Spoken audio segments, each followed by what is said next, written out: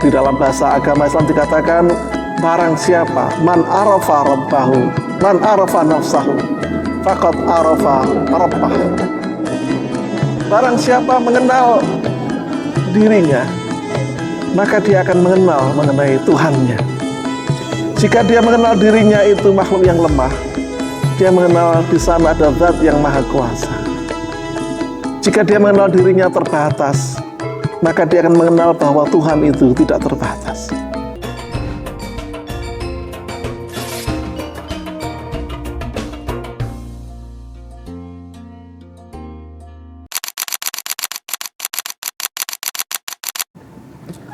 Assalamualaikum warahmatullahi wabarakatuh. Sobat Takwa, pada kesempatan ini monggo kita lanjutkan kajian mengenai budaya Jawa dan Islam.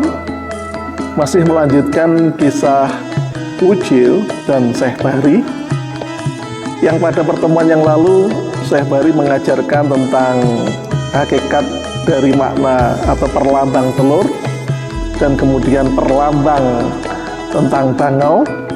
Maka pada kesempatan ini ada satu perlambang lagi yang penting untuk kami kemukakan pada kesempatan ini, yaitu tentang kaca. Setelah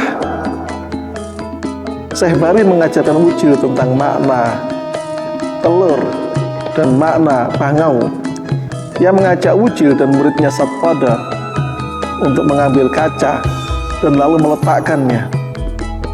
Ternyata ketika Ucil maupun Satpada itu duduk, kaca itu ternyata bisa menangkap seluruh tubuh mereka.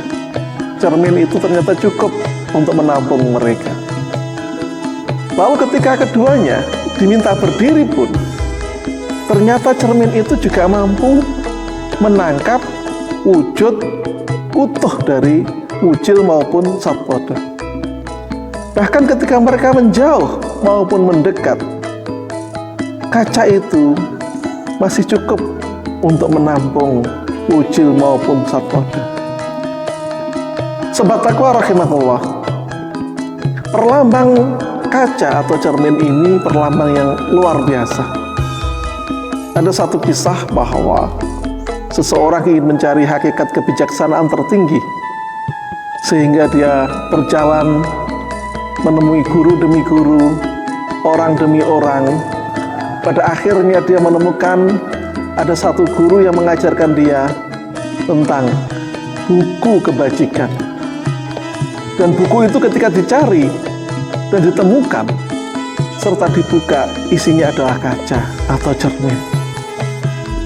Para sobat takwa yang dirahmati Allah, cermin ini muncul dalam budaya Jawa maupun di dalam Islam sebagai simbol bahwa kita ini harus mengenal diri sendiri, bahwa kita ini juga akan mengenal yang lebih tinggi, yaitu Allah, ketika kita mengenal diri sendiri.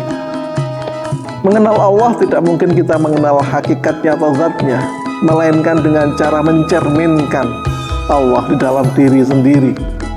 Dalam budaya Jawa dikenal tentang jagat cilik lan jagat gede, atau jagat kecil dan jagat besar. Bahwa jagat kecil atau manusia itu merupakan cermin dari Yang Maha Kuasa. Kita bukan Tuhan, tidak boleh salah. Tetapi ketika kita mengenal diri kita akan mengenal siapa Tuhan itu. Di dalam bahasa agama Islam dikatakan, barang siapa man arafa rabbahu, man arafa nafsahu, faqad arafa rabbah. Barang siapa mengenal dirinya, maka dia akan mengenal mengenai Tuhannya. Jika dia mengenal dirinya itu makhluk yang lemah, dia mengenal di sana ada Zat yang Maha Kuasa. Jika dia mengenal dirinya terbatas, maka dia akan mengenal bahwa Tuhan itu tidak terbatas. Jika dia mengenal dirinya itu hamba yang butuh, fakir kepada sesuatu yang lain, maka dia mengenal ada Zat yang tidak butuh, bahkan menjadi gantungan bagi yang lain. Karena itulah sobat takwa, jika kita mau menemukan kebenaran di dalam agama Islam menurut budaya Jawa pun, kita harus bercermin. Kita harus mengenal siapa diri kita. Maka dengan cara itu kita akan mengenal Tuhan kita akan mengenal keagungan Tuhan. Maka cermin adalah lambang, sehingga Imam Ghazali mengatakan bahwa diri kita, hati kita ibarat cermin.